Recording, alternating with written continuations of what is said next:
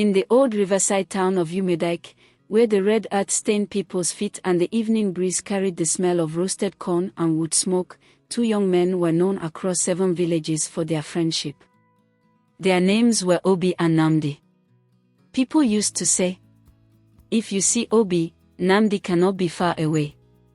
Even goats in the village knew them together. Obi was tall, dark, and quick with words. He could talk himself out of trouble even when caught red-handed beside a missing pot of soup. Nnamdi, on the other hand, was calm and thoughtful. He hardly spoke carelessly. If he promised you something, even the ancestors could sleep peacefully knowing it would be done. The two grew up like brothers. They climbed mango trees together. They stole sugarcane from old Moman Kiru's farm together. They received strokes of koboko together. And sometimes, they even shared punishment for crimes committed by only one person. Their friendship became so famous that parents in the village began using them as examples. "Look at Obi and Nnamdi," mothers would say. "Friendship is sweet when there is loyalty." But there was one thing people also knew. Obi had a troublesome mouth. And trouble, like a hungry dog, was always following his mouth around. One hot afternoon during the dry season, the village square was bubbling with noise. Women displayed baskets of pepper, okra, and dry fish. Children ran around chasing stubborn chickens. Palm wine tappers argued loudly about football. And beside the Noku tree near the market entrance sat Po Okeke, the oldest storyteller in Umudike. His beard was as white as cassava flour, and his eyes carried the wisdom of someone who had seen too many foolish human beings. Obi and Nnamdi approached him carrying calabashes of fresh palm wine. "Grandfather," Obi said dramatically, kneeling halfway like an actor in a bad Nollywood film, "we have brought medicine for your dry throat." Po Okeke sniffed the palm wine. This one smells like something that can wake a dead chief." Nnamdi laughed. Obi grinned proudly. "Specially tapped from Ogbuefi's palm tree." Po Okeke suddenly narrowed his eyes. "You stole it." Obi coughed. "Borrowed." Nnamdi burst into laughter. The old man shook his head. "One day this your friend will borrow trouble from spirits." That evening, as the sun melted into orange shadows, the entire village gathered for the Moonlight Folktale Festival. It was a special night where people told stories, performed dances, and competed in riddles. The winner would receive a fat goat and 2 baskets of yam. Obi desperately wanted that goat. Not because he loved storytelling. Because he loved goat pepper soup. As the competition began, villagers clapped and cheered. A tin hunter told a boring story that nearly put people to sleep. An old woman told a tale so confusing that even she forgot the ending. Then Obi stepped forward confidently. "My people," he shouted. The crowd roared immediately because everyone knew Obi was either about to entertain them or disgrace himself. "Tonight," Obi announced, "I shall tell the greatest story ever told in Umudike." Nnamdi whispered beside him. "Please don't embarrass us." Obi ignored him. He launched into a dramatic tale involving spirits, talking tortoises, flying goats, and a chief who accidentally married a masquerade. The crowd laughed so hard people nearly rolled on the ground. Even Po Okeke wiped tears from his eyes. At one point, Obi imitated a drunk goat so perfectly that a real goat nearby answered him. Children screamed with laughter. By the end of the performance, the crowd was chanting, "Obi! Obi! Obi!" He won the competition easily. And true to his nature, he immediately started planning the goat pepper soup feast. The next morning, the celebration began in Obi's compound. Big pots bubbled over firewood. Palm wine flowed like a small river. Men sat on wooden benches arguing about politics they did not understand. Women laughed loudly. Children hovered around the meat pot like flies around sugar. Obi moved around proudly like a king. Today, he shouted, nobody will go hungry. Nnamdi helped organize everything quietly. He shared meat fairly. He stopped children from falling into the fire. He even prevented one drunk uncle from sleeping inside the soup pot. But then, trouble arrived. And trouble arrived wearing wrappers and carrying gossip. Her name was Mama Ijeoma. That woman could smell secrets from another village. She leaned toward Obi while chewing meat noisily. So, she said, is it true Nnamdi paid most of the money for this celebration? Obi laughed carelessly. Well, without him, maybe the goat would still be alive. People nearby chuckled. Mama Ijeoma's eyes widened. Aha! So Nnamdi sponsored everything. Obi waved his hand dismissively. No, not everything. But you know Nnamdi. If you squeeze his neck, money will fall out. More laughter. Nnamdi forced a smile. But deep inside, something pinched him. He had helped willingly. Yet Obi's careless jokes were beginning to sound insulting. Still, he kept quiet. Because friendship sometimes survives small foolishness. Unfortunately, Obi's mouth was only warming up. As palm wine entered his head, wisdom quietly packed its bags and left his body. He climbed onto a wooden stool. My people, he announced drunkenly. Today I must confess something. Nnamdi immediately became nervous. Whenever Obi said, confess, disaster usually followed. Obi pointed at Nnamdi dramatically. This man beside me once cried because a goat chased him. The crowd exploded with laughter. Nnamdi smiled weakly. It was many years ago. But Obi continued. And another time, he wrote a love letter that was mistakenly delivered to the girl's grandmother. People screamed. Even old men slapped their thighs. Nnamdi's ears became hot. Enough, he muttered quietly. But Obi, drunk on attention, did not stop. And this same Nnamdi. Obi. The tone of Nnamdi's voice changed.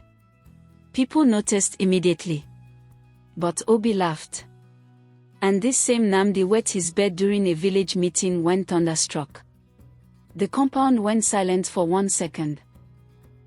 Then the laughter returned louder than before. Some people nearly fell from benches. Nnamdi stood slowly. His face had hardened. That is enough. Obi finally realized something was wrong. But instead of apologizing, he laughed awkwardly. My friend, people are only joking. Nnamdi stared at him. There are jokes, and there is disgrace. Then he walked away. That night, the village felt different. The moon still shone. Crickets still sang. But the friendship between Obi and Nnamdi had cracked. And everybody knew it. The next morning, Obi went to Nnamdi's compound. He found him repairing fishing nets. My brother, Obi began casually, why did you leave yesterday like a pregnant hen? Nnamdi said nothing. Obi laughed nervously. Come now. We were only having fun. Nnamdi looked up slowly. You disgraced me before the entire village. Obi scoffed. Ah. Must everything be taken seriously? You spoke about things I told you in confidence. Obi rolled his eyes. So because of ordinary jokes you are behaving like this? Nnamdi dropped the net. And because of ordinary apology, your mouth cannot say sorry. Silence. Obi crossed his arms stubbornly. If you want to be angry, continue. Then he left. That was the moment the wound deepened. Not because of the original offense, but because pride refused to allow forgiveness and apology. Weeks passed. The two friends stopped speaking.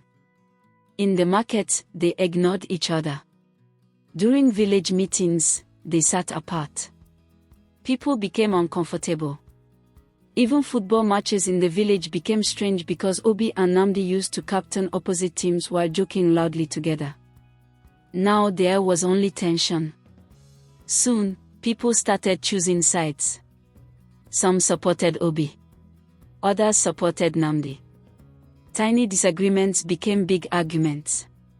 One evening at the palm wine joint, a man said, "Nnamdi is too sensitive." Another replied, "No, Obi talks too much." Suddenly benches began flying. A calabash hit somebody's forehead. One drunk man fought a goat by mistake. Chaos scattered everywhere. All because two friends refused to settle a matter. Poor Okeke watched everything quietly. Finally, he decided enough was enough. He invited both young men to his compound. Neither wanted to come. But refusing an elder's invitation in Umudike was like inviting thunder into your roof. So they came. And sat apart like rival politicians. Poor Okeke looked at them silently for a long time. Then he spoke. "When two rats fight inside the roof," he said, "the sleeping man below cannot rest." Neither answered. The old man pointed at Obi. "You offended your friend." Then he pointed at Nnamdi. "And you allowed the offense to grow teeth." Obi frowned. But he... Silence. Even birds nearby nearly froze. Poor Okeke stood slowly and entered his hut. He returned carrying 2 clay pots.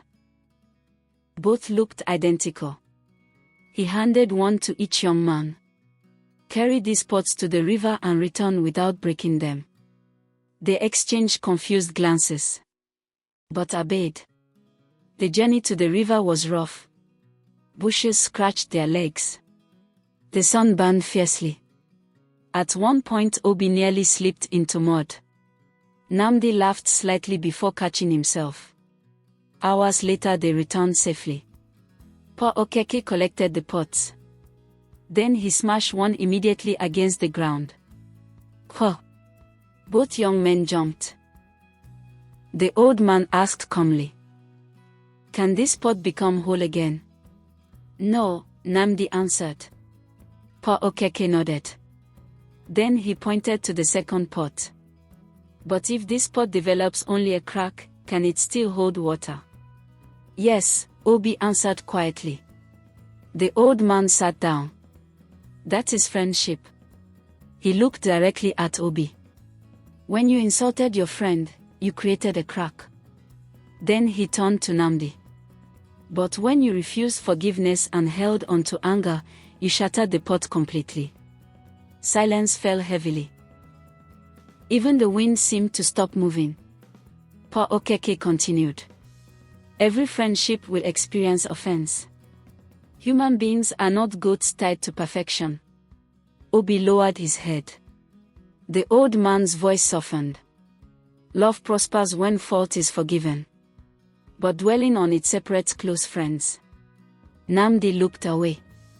The truth hurt because it was true. Suddenly, an unexpected voice interrupted them. It was Mama Ijeoma, the professional distributor of gossip herself. She marched into the compound angrily. "Poor Okeke," she shouted. "Your goat has eaten my vegetables again." The old man blinked. "My goat?" "Yes. That criminal with horns." At that exact moment, the goat appeared behind her chewing leaves innocently. Obi burst into laughter. Nnamdi tried to resist. But when the goat sneezed loudly and ran straight into Mama Ijeoma's wrapper, both young men exploded with laughter together for the first time in weeks. Mama Ijeoma fell into a basket. The goat escaped proudly. Even poor Okeke laughed until tears entered his eyes. The tension finally broke. Obi looked at Nnamdi. For the first time since the fight, his voice became sincere.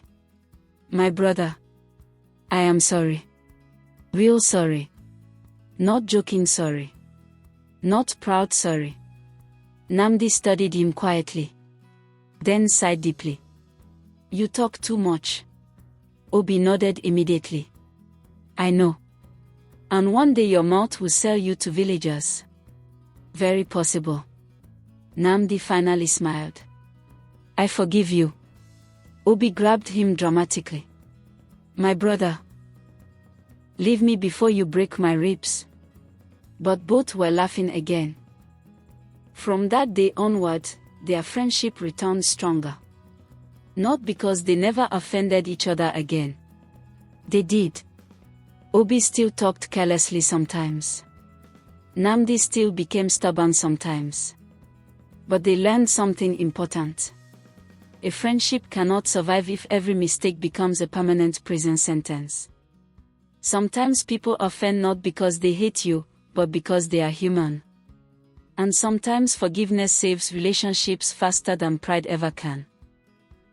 Years later, whenever young people in Umudike quarreled over small matters, Paul Keke would shake his head and say, "Do not break the pot because of one crack." And the elders would reply, "For love prospers when fault is forgiven, but dwelling on it separates close friends."